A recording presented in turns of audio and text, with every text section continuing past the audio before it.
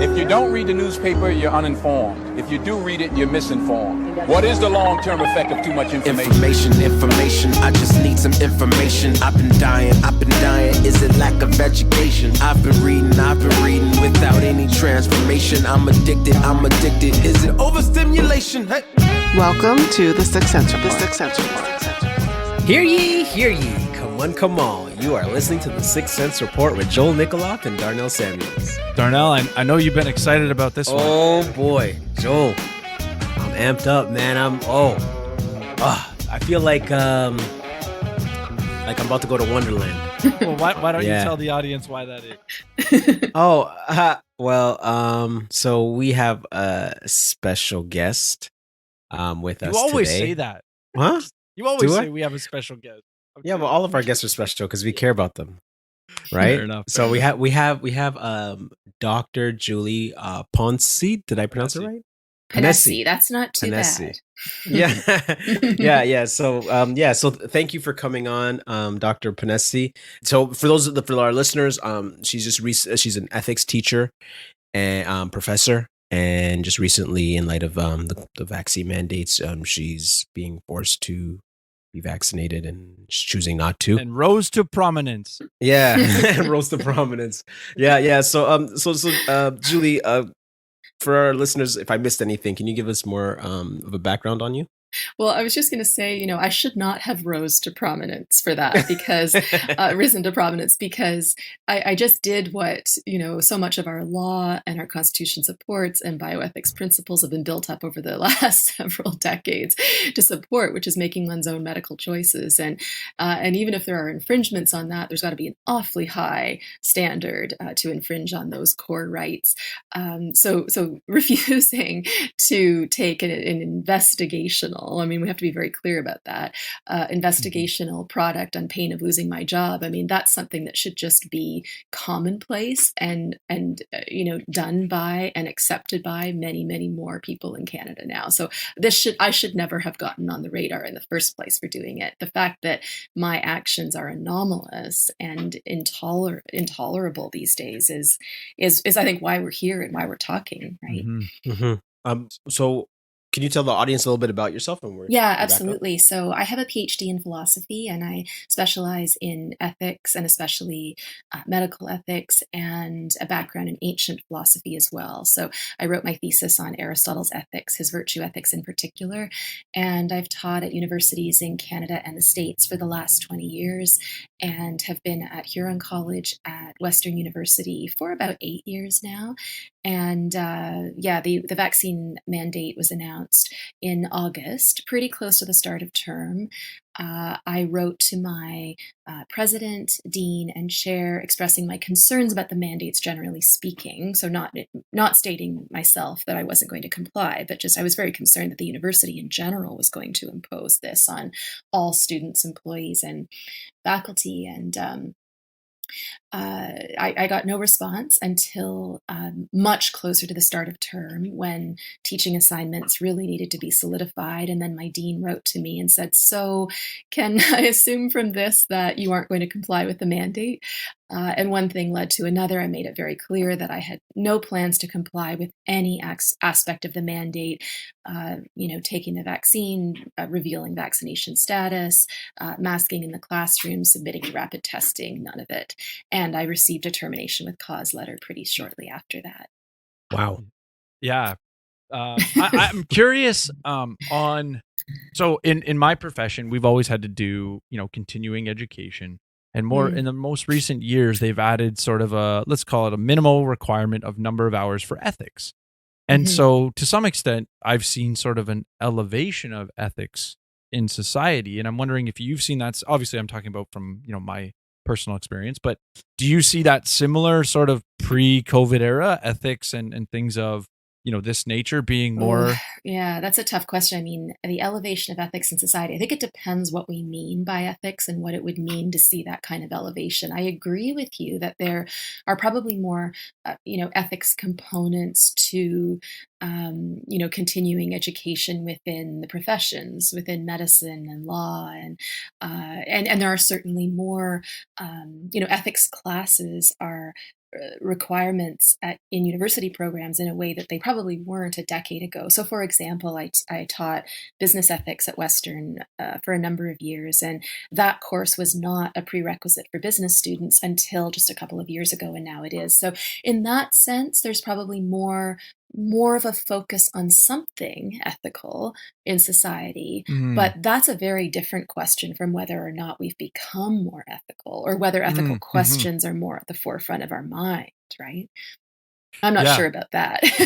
No, I think that's a fair point. I know for myself, even when I was like, oh, that qualifies as ethics, like, it's sort of very, I want to say, overly simplistic ethical topics, especially, with regards to the stuff I'm thinking of. It's, continuing education, interviews. And so, a segment refers to like treating people fairly. And there's, but I would say I didn't experience sort of like, okay, let's define ethics. Let's define criteria for how we make ethical decisions. It's just sort of, ethical type conversations. I mean, there's a very close overlap. If you did sort of a Venn diagram between ethics and the law, there would be a kind of overlap. So where those two spheres overlap, there's commonality, right? And so sometimes I'm thinking back to ethical codes of conduct that bioethicists develop for hospital research ethics boards or something like that. Very often, those things just articulate what the legal parameters for obligation are, right? So ethical principles often just look like legal principles, and sometimes they just look like matters of etiquette. So being kind to people and listening to people and being open or treating people fairly. Those are sometimes just matters of etiquette. But the really interesting and important moral questions are, so you mentioned treating people fairly. Well, what does it mean to treat people fairly? What is fairness? Is it a matter just of equality? And if so, what measures are important for establishing equality? Is it important that everybody turns out the same at the end of the day and has, for example, exactly the same income or exactly the same, position in society? Or is it equality of opportunity that's important? And I mean, that's just the tip of the iceberg. But moral concepts are very loaded ones, very complicated ones, and doing the work of really engaging with those concepts and figuring out, as a society moving forward, as a democratic society moving forward, how we are going to approach those questions, how we will define ourselves as moral beings, how we will develop assessment standards to figure out, well, when have we succeeded morally and when are we failing? And then how can we sort of correct for those failings? None of those questions or issues are easy or simple. Yeah. Well, one of the reasons why I've been so excited about doing this episode, and I went through most of your material as much as I could, and it was excellent. It was excellent. And so I'm fired up for this. And I'll make sure to put a few of those in the show notes page. Yeah, definitely. Yeah. The talks were really great. And I would just say to listeners, listen to what we got in the show notes. But I guess for me, I've been looking forward to this interview because we have points where we agree, where I agree with you. But I'm just curious to see, like, you as you work in the secular realm. And dealing with your students and what you see, because, like, I guess for me as a Christian, in Christianity, it is in the business of moral and ethical theory. So I'm curious to see how you teach moral and ethical theory, but not necessarily going to a biblical approach. So, like, for example, one of the basic fundamental questions of ethics is, what is the good, or what is the common good or ultimate good? And right, that would be the starting point. So what would you say the good is? Yeah, let me backtrack just a little bit. Your point about disagreement, I think, is such an interesting one, because we live in a society now where I don't think disagreement is barely allowed, and it's certainly not valued, right? And then questioning, which is maybe we might think of as being the the preface to disagreement. I mean, how can you know if you disagree with someone unless you start asking them questions about what they believe, and then it becomes revealed that maybe they have a different view, right?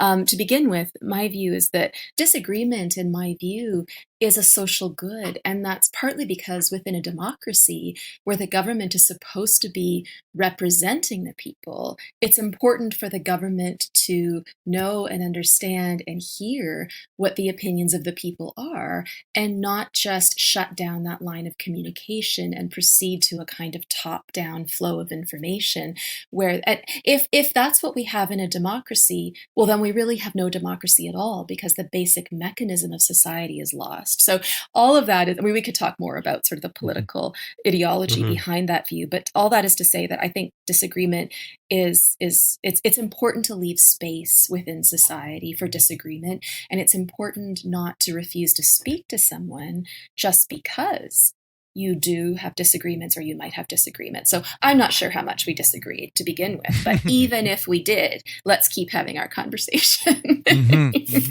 But oh my goodness, this question, what is the good, or or if there is a good. Yeah, or if there is a good.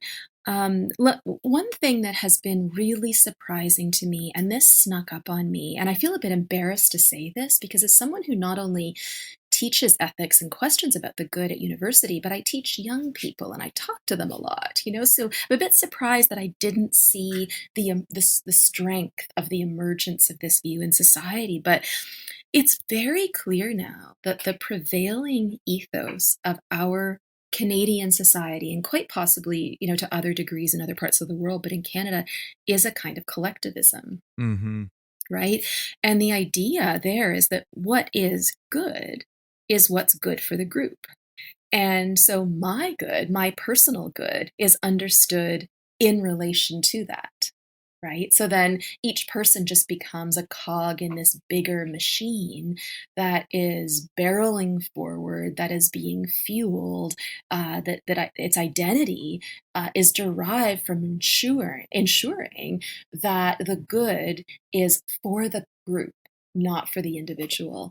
And that is, I think we should talk about whether or not that's a good ethical view, but conceptually, to begin with, it's a weird view, because I think it's easy for people to understand how something could be good or bad for a person.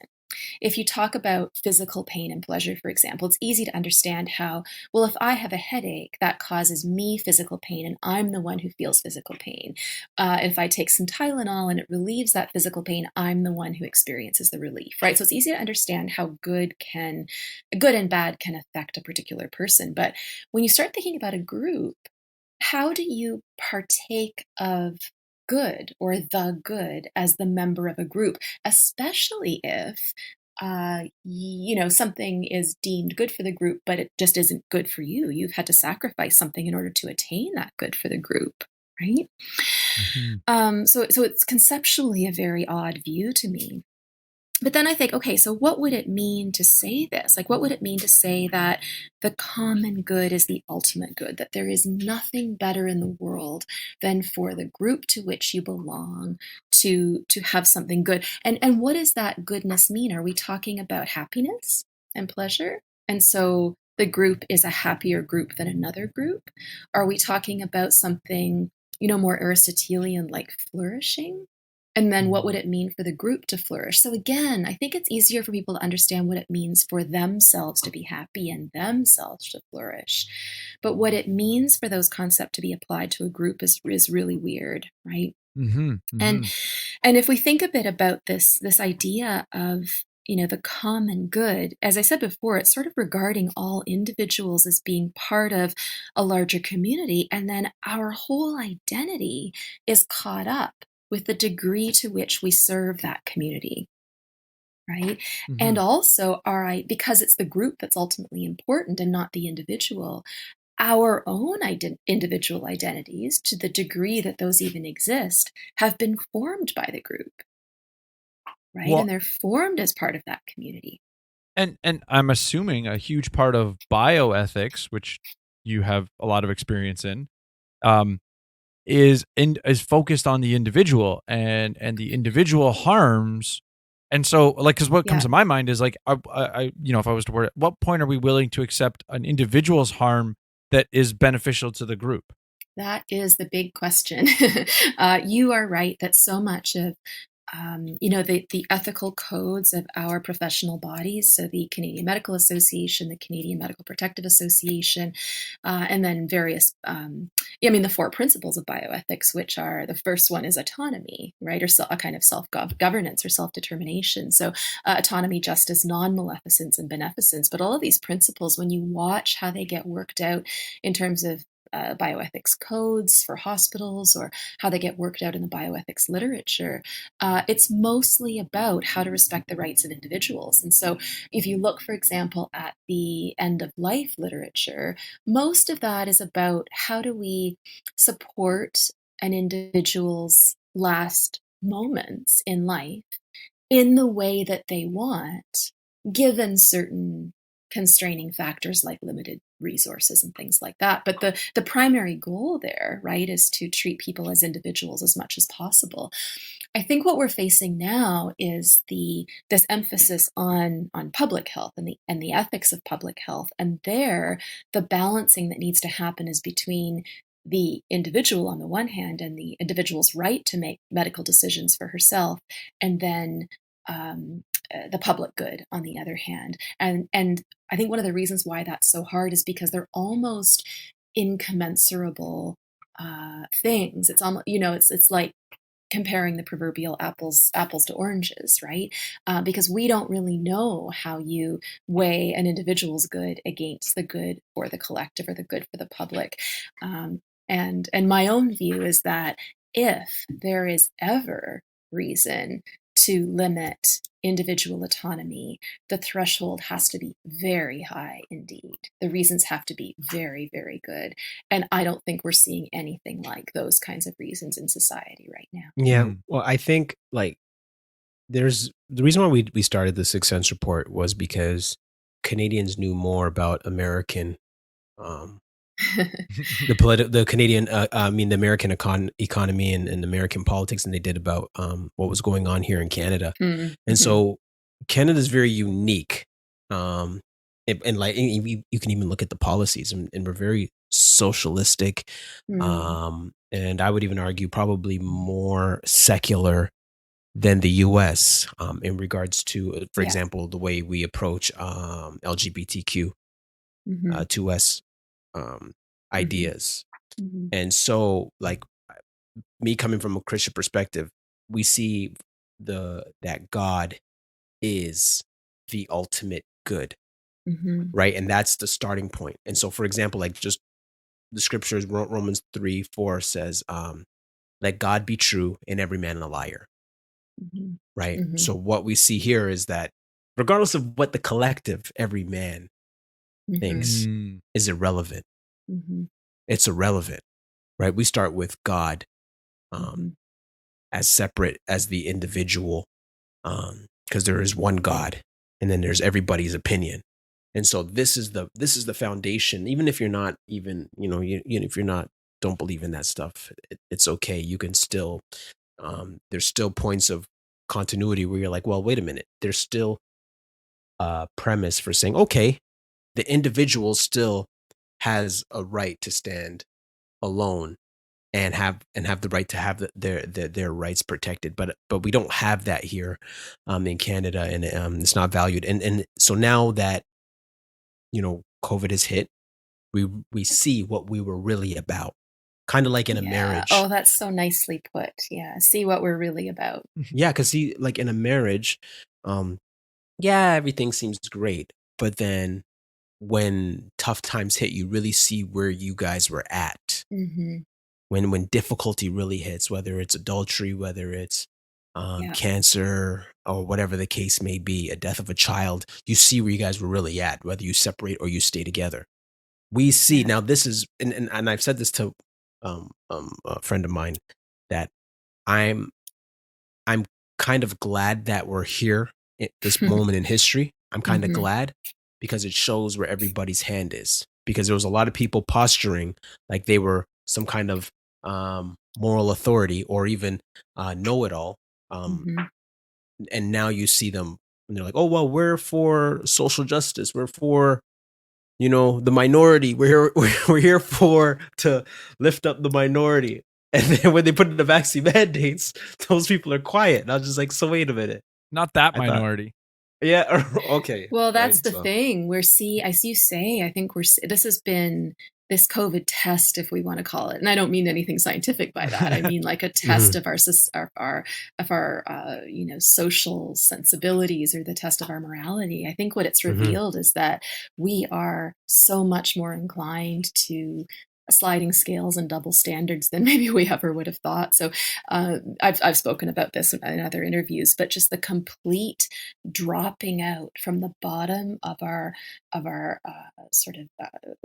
social consciousness, the idea of my body, my rights, you know. And I'm not on the pro-choice side of that debate, to be very clear, but I do think that if our society wants to hold that principle in one context for one issue, then we can't simultaneously erase it away when it's convenient to do so. So either human beings are sovereign over their bodies, and that's the kind of Canada we want to build, or they're not, you know. And I'm very, very concerned, very offended that we see something like that concept that we're sovereign over our bodies trotted out when it's convenient for a certain political ideology, and shoved back in the drawer when it doesn't serve. And then once again, that collectivism, when it doesn't serve the group mentality. So I think you're very right that we are very much secular in Canada right now.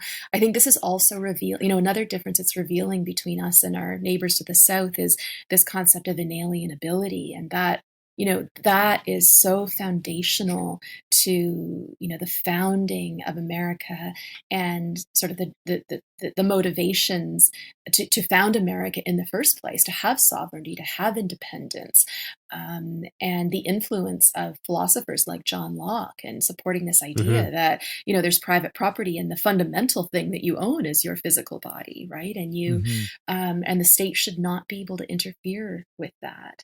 And, moving forward, we need to decide if we are the kind of country that is, it's funny to talk about this unification collectivist stuff, because there's being a group on the one hand, and I think we're going to talk about some of the problems with collectivism and utilitarianism, but there's being a member of a group in a way that's problematic for the individual, right? That where your rights are at any moment vulnerable to what's best for the group. And I'm going to sort of argue against that view. But on the other hand, I mean, democracy does require a certain kind of cooperation, right? It requires individuals not just to think of themselves, but to think about how their actions will affect their neighbors and fellow citizens. But I think a really nice analogy is to think of how a choir works. You know, in a choir, not every person needs to sing exactly the same part in exactly the same way in order for it to work. And in fact, beauty comes from a kind of discord, a kind of harmonic discord. So you can have a unity without having perfect identity. You can allow for diversity and disagreement and a multiplicity of religious views and moral views and, you know, different vocations and different ways of raising your family. You can allow for that in a democracy. And if we slide into the view where we expect people to live exactly the same way, believe exactly the same things, we don't have a democracy anymore. We have a socialism, as you've said, you know, and that's not what our country's been built on. If we're collectively going to make the decision that we're going to become a socialist society now, then, well, all right, we need some referendums, and I guess we need to start electing the people who are going to lead us there, which I think we just did in September. But anyway. But I guess my point is that that's a conscious decision that would need to be made. And what we're seeing now, this expectation that everyone behaves the same and everyone must follow this secular collectivist view, that is not, in my mind, consistent with what we've built over the last couple hundred years. Now, and it's an embarrassment, to be honest, I think, to people who have given their lives to build this country. Now, earlier you sort of made a comment regarding a very high standard to let's say violating another person's rights or justifying it. And I wanted to bring that back to, with you use the term inalienable, which you didn't say rights, but I think about inalienable rights with respect to the US. And in Canada, we don't have that same principle built That's in. right. Yeah. I wonder, in my mind, I'm thinking about, collectivism and unity sort of being at contrast or conflicting ideas a little bit. And the concept of inalienable rights somewhat serves as a means to protect the ability to maintain unity because the inalienable rights protects the individual. And I'm wondering if, maybe COVID has made you maybe question that way that the Canadian Constitution builds in this sort of competing rights as opposed to the inalienable rights concept. Well, I've certainly learned a lot more about how, our core rights are thought of in Canadian law and how the Oakes test works, and what effect a declaration of an emergency has on the court's willingness and ability to protect individual rights. I've certainly learned an awful lot more about that, but I think you're very right that we don't have the same concept. We don't think that rights are inalienable in Canada. We think that they're important. There's this core set of rights, and I think sovereignty over one's body is one of them. But if it can be shown that protecting those individual rights risks the group, then our courts seem to be quite willing to disregard and infringe on those core rights. I wrote a declaration, which is the American term, or in Canada, an affidavit for a legal case a little while ago. And one of the things I was tasked with doing is answering the question, when would vaccine mandates be justified? And I started out, and I think it doesn't have to be about vaccines, but, we're thinking about anything that severely sort of limits, right, a person's... Yeah, this fits our context right now, yeah. Compels. Yeah. So when I started out doing that, I thought, okay, well, my view is that clearly the threshold would have to be very high, and then we have to outline or identify some criteria to show when we've reached that threshold to limit rights. And after I wrote the whole thing, I came to the view that it's not clear to me that vaccine mandates are ever justified, because what you're giving up in order to impose them is, you're giving up your right not to undergo coercive medical intervention. And that's the cost. We can say that one thing that hangs, if we've got kind of a scale and we're going to put the benefits of vaccine mandates on the one hand and the costs on the other hand, arguably what might be on the benefits side is, in improving, antibodies raising the level of antibodies in the population and protecting people from sickness or death, arguably, though I don't think that in this case we're going to see that happen. But if the mandates do achieve those things, what you have to give up in order to achieve them is so great, right? What you're giving up is a person's right to decide what enters his or her body. And I waffle back and forth on whether or not it's appropriate to draw this analogy, but we have decided in the Western world, and certainly in Canada as a democracy, that having something enter your body against your will is an assault. Yikes. Right? And so we have, I think, to understand vaccine mandates, they are coercive immunization strategies.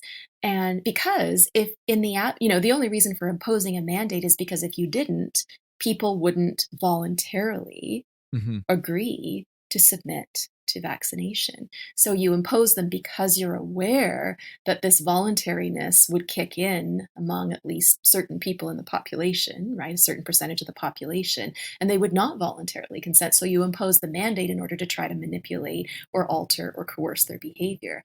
So I think that's an interesting question. Is you might get the good, you might arguably get the epidemiological advantage of addressing a virus in society, but what you're giving up is something very fundamental morally and politically speaking. And it's not clear to me we want to be the kind of society, we want to create the kind of world for our children in which those are the kinds of things that can very easily be given up and demanded of us by any government at any time.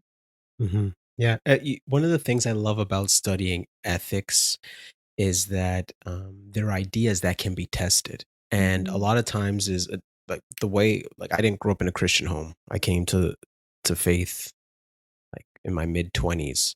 Mm. And so prior to that, I was relativistic in Unethical? my morals. Yeah. Mhm. Yeah. It's Well, why wouldn't you be, right? Why wouldn't you be? So right. what's the Right. alternative? So Right, because my whole life, there was no such thing as good and bad. Everything was relative. And so mm, what was unique in me coming to the faith and just studying ethics was that you can test out moral theories. And I think that was helpful to push your thinking to its logical conclusion. And a lot mhm, of times is we're not around people, or if you're not in circles or you're not in cultures that push moral theory to its logical conclusion. We just kind of take it as on its surface and leave it at that. But the point I'm making is that mhm, it's very important for us to say, okay, well, why do you believe that? And let's have a mhm, discussion or a debate on. Let's push it to its furthest conclusion and see where it gets you. But of course, that's the scary part. But also that's the mhm, fun part because mhm, wherever it takes you, you have to live with the consequences. And so when I think about the moral theory of utilitarianism, and for our listeners who aren't sure what that is, it's a moral theory that focuses on the results or consequences of our actions and treats intentions as irrelevant. So utilitarianism teaches that actions should be measured in terms of the happiness or pleasure that they produce. yes. And what's really the concerning implication of utilitarianism for what we're talking about today is that it's not the happiness for each individual person, it's the aggregate happiness, Mm. right? So if it could be shown that you could produce an enormous amount of happiness for the group by sacrificing a very small number of members, then unless you build some kind of consideration or principle or rule into Like rights? uh, well, this is an interesting question. So, a lot of contemporary utilitarians are what we would call rule utilitarians. And that just means that they've decided that there are certain rules or principles that you have to follow as a utilitarian that you should respect always because it's better for the group to respect those principles or those rules, right? Like Jeremy Bentham, for example, who was really the founder of modern utilitarianism, he was very interested in personal freedom. And I think that's something that's not noticed very much. But he was Mm. interested in, freedom of expression and women's rights, animal rights, the right to divorce, the abolition of slavery. And so utilitarians of the Benthamite ilk would say, well, we can only achieve as much aggregate happiness as possible if we respect women's rights, for example, or if we respect the right of people not to be owned as slaves. But when you take that too far, so if you build too many rights into your utilitarian system, it stops looking like utilitarianism, right? Mm. Mhm. Because then what becomes important is not that you're producing an aggregate amount of happiness for the group, but that you are forming a group in which the rights of individuals are most respected. So there's, I think, an interesting and a fine line there between rule utilitarians, which I think Bentham is, and deontologists, which are, so deontology was founded by a philosopher named Immanuel Kant, and his idea is that we have a duty to perform certain actions and refrain from performing other actions. And so he's not interested in consequences or happiness that can, attach to the group. He's interested in, he's not concerned about what kind of consequences. There are certain things that you're allowed to do, certain things you're required to do, and certain things which are strictly impermissible. So the thing that's interesting about these rule utilitarians is they clearly care for rights. Right? They clearly recognize the value of having a personal sphere of freedom. There are some parts of our lives that should never be sacrificed for the group. But if that's true, then why make it so limited? Right? Mhm. And Mhm. certainly, if there is some sphere that's worth protecting, the individual private sphere, then sovereignty over one's own body should surely be part of that sphere and not outside of it, I think. Mhm. Mm. I think in light of where we are in history because of COVID. I hope, I hope going forward, that we would, I guess, recalibrate the way we do teaching, and teaching of ethics. Because when you really look at it, like these are really deep ideas, but Mm, they're not so deep that children can't grasp them. yeah. And that these aren't ideas that we don't deal with every day. But because we were unprepared for what came with COVID, we're reaping the benefits of it. But would you say, like, you as a professor, do you think we should be learning ethics earlier Oh and my making it goodness. mandatory? Well, yes, although I would be concerned about how that would be taken up by our current government Mm, and, educational institutions. So by teaching ethics, I mean, I've seen some of the material that's being taught in schools at the high school and elementary level surrounding the COVID stuff. And it's appalling. I mean, I would not develop an ethics curriculum that looks anything like that. But you make a really good point that, I mean, though the discussion we've been having today is pretty high level, moral concepts are pretty basic. The technicalities of them are complex, but the mm, essence or the core of them isn't. And something that I think children can understand is they understand how their actions make other people feel and why they would or wouldn't want to feel that way. And that's basically empathy, right? So little children can be taught, well, you don't want to push your friend because she'll fall down and that will hurt. And you don't like when that happens, right? So you shouldn't do that. I mean, that's kind of a basic concept of empathy. And if we can learn empathy and regard for other people, and that requires a certain kind of imagination. So imagining what it would be like to be in their place, imagining the hardship someone faced who's grown up poor, or who's grown up with parents who weren't maybe as good as yours or something. I mean, all of those acts of imagination, I think, are deeply important to moral education. mm, Yeah, no, no, totally. And I think that's why, but part of it too is, as a teacher as well, one thing I've observed about not just in the classroom, but out the classroom and dealing with children as a whole, is that children ask really good questions Yes, and deep, yes.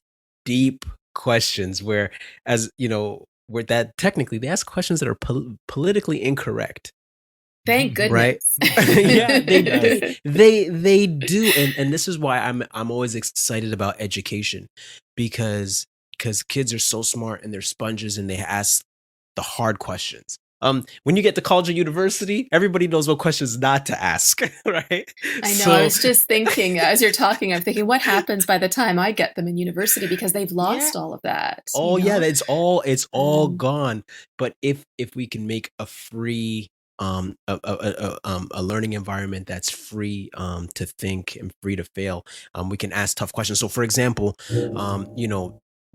kids would be like, okay, well, what is, again, we of course we talk about what is the good, or where does good come from? Why is murder wrong? Why is stealing wrong? Where what makes, when we look at history, why was the enslavement of black people a good thing? Why mm. was the extermination of the Jews a good thing? We'd be like, wait, what Mhm. do you mean? Like, yeah, but it was a good thing. Like killing Jews was a good thing. Like enslaving black people was a good thing. Well, why? Well, Mm. because the collective thought it was. I Now, saw, yeah, sorry, you go ahead. Go yeah. ahead. No, no, go ahead, go ahead, go ahead. Well, I was just going to say, I was in a meeting yesterday and there was an image on the wall. And it was from, I think, maybe 1938 Germany.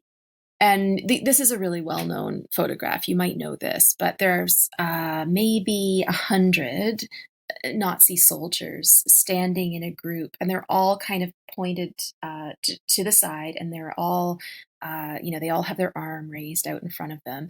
And there's one guy who doesn't. Hmm. Mm, And I think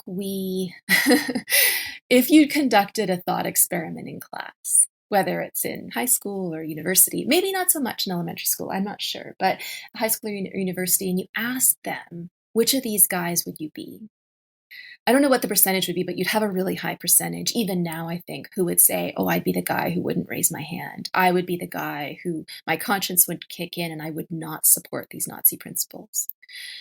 what I think we're seeing is, you talked earlier about it's great with ethics when you can bring it to the real world and test these principles. What we're seeing with this COVID situation is that, I don't know, 82% of us, I'm not sure where we're at or how you measure it, but a very, very high percentage of us are the guys with their hand outstretched honoring Hitler, And what's so important in society is that that it's a live option to us to think about questioning the herd and to consider going against the herd. It's not, challenging the common norm, it's not necessarily bad if you agree with the group, I don't think. It's not necessarily bad. The group might have the right answer, but it doesn't necessarily have the right answer. Right? And that's why this is one of the problems with relativism, in my view, which is that if relativism, especially cultural relativism, if that is the right moral theory, then there is no room for dissenters or questioners within the group, because the right answer is always just going to be whatever the group happens to think is right. So you can't say, well, hold on here a minute, I don't know if persecuting the blacks was really a good idea. They'll say, well, it's a good idea because we did it. And there's no room for revisability or questioning, And that's where I think we've gotten to in society. And that is a very humbling, horrifying realization to be left with, that we are cultural relativism and collectivism playing out in a global laboratory. Yeah. Well, as a so I did my bachelor in history, and so I always look at things from. I just love history and looking at.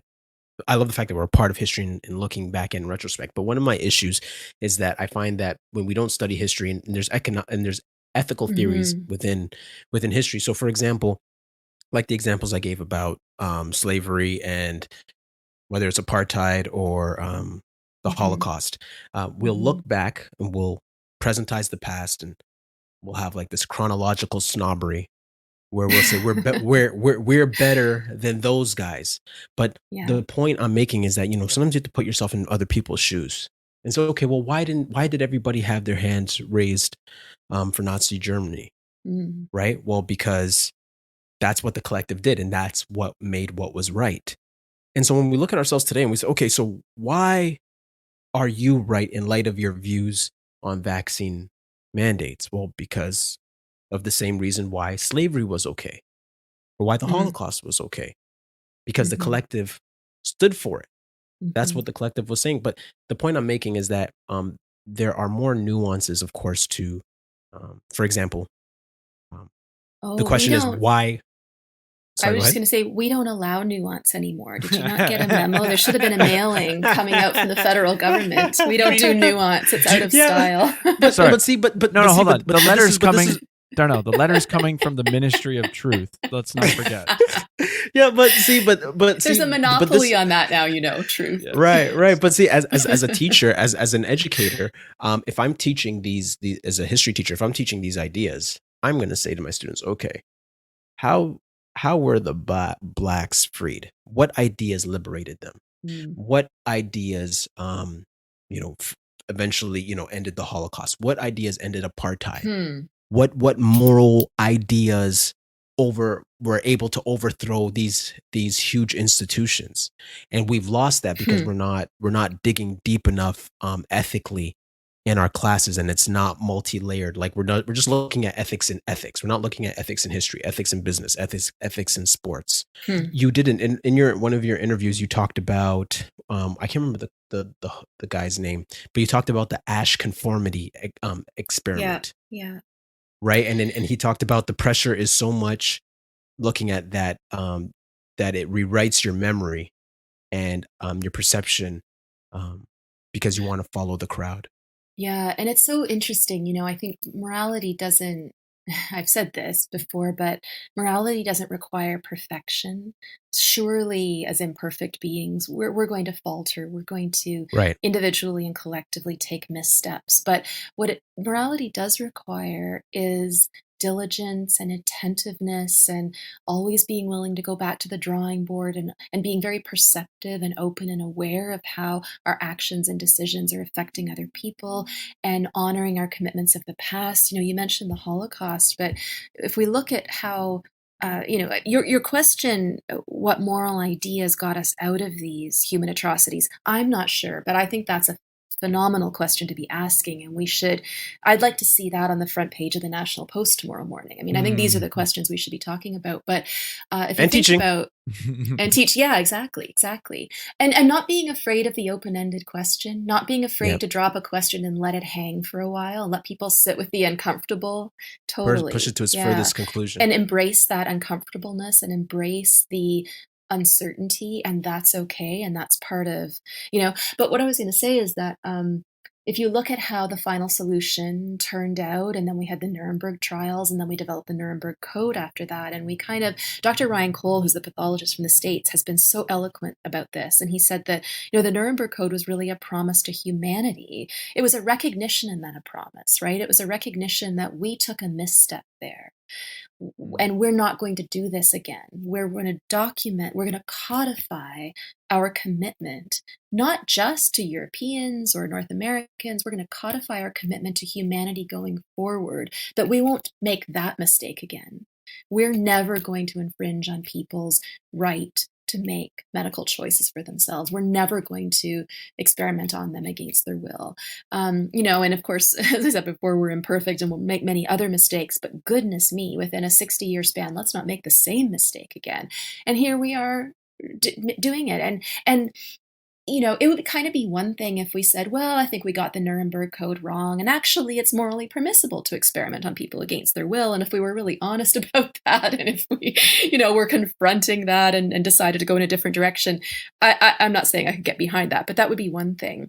We have a complete kind of myopia with respect, a complete blindness with respect to that final chapter in that story of that massive crime against humanity in the 30s and 40s in Europe. We've completely forgotten our collective role in it, how we came out of it, how we promised not to err in that way again. And that is probably beyond anything else that's happening right now, just chillingly haunting to me. Mm-hmm.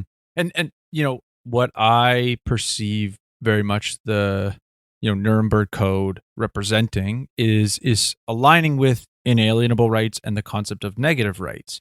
And as we were talking about utilitarianism and the idea of like collectivism versus individualism, I'm curious your thoughts on, let's call it the parallels a little, or the parallels of the ideas that are used by eugenics or people that are eugenicists. And the reason I bring that up is like, at one point, does the idea of positive rights sort of become a justification for things that lead to the Holocaust? And so I'm wondering if you could speak to that a little bit, because I think so much of the idea of negative rights is completely ignored. People fail totally to understand rights as a whole, and we say negative rights, and we're pointing towards like internet as a right, as opposed to really understanding what rights are. Yeah, so it's really interesting and important, I think. And goodness, if my students were listening, they would say, oh, there she goes again. But it's important to understand where words come from. And eugenics comes from two Greek words. Sort of the prefix means well or good. And then genos, the second part, has something to do with breeding or birth, right, or begetting. So eugenics really means, good birth or being well born or coming from good stock or something like that. So, and then the eugenics movement is about creating people who are more well born than we have been, or more well born, creating a better sort of stock, right? Mm-hmm. So if you are a eugenicist, there's no if you are a eugenicist and you think that what's ultimately good is to create a certain kind of human race that's consistent with the image you have in your mind, whether that's an Aryan race, whether that's a race that's more artificially intelligent, whatever it is. A vaccinated right? race. Yeah, vaccinated race, totally. So if you are a eugenicist, then of course there are positive rights. I mean, there would be the positive rights for a eugenicist would be those rights people have that serve the eugenics project. So, for example, we would have a positive right to undergo certain forms of genetic manipulation in order to help create that good stock, right? So I think it depends what you start with. If you start with, if your fundamental overarching principle is a eugenics principle, then your understanding of rights, positive or negative, is derivative to that, right? And that's why, by the way, we shouldn't be eugenicists. That's partly why. Okay. All right. I was making sure. I was just like, okay. Yeah, write that down somewhere. Make a note. Put it on your bumper on your car, whatever, But of course, any kind of rights, positive or negative, are have the potential to threaten that eugenics project. And you mentioned, a vaccinated race. If you're listening and you think that COVID is a blip and we're going to get over this and go back to life as normal, that is not how I see it, to be honest. The decisions we're making now, we are not just allowing for COVID vaccine mandates and COVID vaccine policies. We are setting a precedent that will allow for any vaccine mandate in the future. The complete digitization of our medical records. And I think entrance rights into society, whether that means, physical social spaces or the rights to participate, to run for office, to vote, to write opinion pieces in a newspaper, whatever it is. If those are all tied to our vaccination status, then we're very clearly molding a human race that is a vaccinated race. And we have to think very clearly and carefully about the good and the bad things that can come from that and make a conscious decision about whether we want to enter that territory. And of course, I think there are a lot of reasons why we shouldn't. Mm-hmm. Oh, well, and I would argue we've already sort of become a pharmaceutically dependent race, which personally is sort of not how I operate. And culturally, we're very much there, especially North America. I've heard lots of stats around North America, more so U.S., spends the most amount of money, but seems to be the sickest in terms of healthcare and pharmaceuticals. It's so interesting you bring that up because we have had for a number of years, decades now, running this focus on naturalism, right? We have naturopathic doctors, we have dietitians, there are any number of these people you can follow on social media and Instagram. And we have this sort of this heavy, non-pharmaceuticalized, natural approach to healthcare on the one hand, but then on the other hand, and definitely what's coming from our government, and I think is motivated by a kind of regulatory capture in the heavy hand of the pharmaceutical industry, is that there's this ethos that our lives are better the more we can artificially manipulate the kind of biological lives we already have. So why wouldn't it? I was in a hotel on Sunday night and therefore got to see the ads that are on cable TV. I never see ads because I don't have TV at home. So most of the ads were pharmaceutical ads. And they're all about a kind of enhancement. Some of them are for some very specific medical diseases like, Lipitor for blood clotting and things like that. But a lot of them were just about slight psychological enhancements. Then, of course, in the ads, they list all of the side effects that you could experience. So you could in the low voice. Exactly. But somebody's always dancing through the daisy field while it's on. So, there's this cognitive dissonance between what you're hearing and what you're seeing. And, so I think we need to realize, right, that where we're going is not where we've been. And it's not even where we are right now. And there's I think a slippery slope when we enter this arena of, pharmacalized, if I can put it that way, approaches not just to changing our biology, but potentially changing human identity in our minds. Because if we're starting to talk about drugs that treat depression and drugs that enhance happiness and drugs that reduce anxiety and drugs that help you to fall asleep at night and get you up in the morning, there are very interesting questions there about how it's changing who we are. And if we're going to enter a society where not only we're allowing those kinds of changes, but we're granting people access to society on the basis of accepting and approving and taking them on, then that's a very different society indeed. But well, that's great because yes, you do have a background in medical ethics, and I'd love to continue this conversation Yes, on let's. another day. This is wonderful. Thank you for being gracious with your time. Now, before we go, can you let the audience know where they can get in contact with you, and let us know about what you've been doing with the Democracy Fund? Absolutely. So I work now with the Democracy Fund, which is a not-for-profit civil liberties organization in Canada. It's the largest now. I think we've seen some of our existing civil liberties associations not quite defend and embrace civil liberties as much as they should. And so the Democracy Fund is working very hard to do that. I am the pandemic ethics scholar, and I'm focusing on sort of our education arm. So educating with respect to pandemic ethics, but not just in a formal sense, but in society generally. So giving talks, and I'm writing a book, and just to try to bring some of the things that we've been talking about today into prominence in public discourse. And I have a Twitter page. It's Dr. Julie Ponesse. You can go to the democracyfund.ca website and you can find me there. And we also have a YouTube channel, the Democracy Fund. So you can find a number of talks and speeches that have been given there. Yeah, I'll make sure to put that in the show notes page and make it easy for everyone. Yeah. Well, thanks for a great talk today. I hope we continue another day. Oh yes, yeah, no, definitely. Thank you, and I'm sure our listeners were blessed by it. But you heard me? Does that make sense? Madden and Mitchell Media.